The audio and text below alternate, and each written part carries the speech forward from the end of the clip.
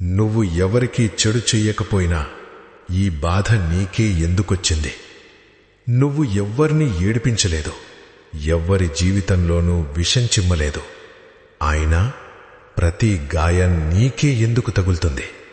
ఇదేమి న్యాయం? కాని ఒక విషయం అర్థం చేసుకో.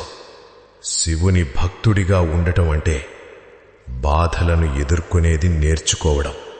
శివుడు ఎవర్ని తనవాళ్లనుకుంటాడో మొదట వారి కర్మల లెక్కను తీర్చేస్తాడు. ఆ లెక్క కన్నీళ్లు, ఓటమి, ఒంటరితనంతో నిండిపోయుంటుంది.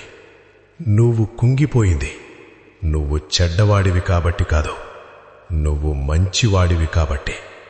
శుద్ధమైనది మాత్రమే కరిగించబడుతుంది. పాపం చేసిన వాళ్ల సమయం కూడా వస్తుంది. కాని శివుని ఆశీర్వాదం పొందినవాడు ముందుగా అగ్ని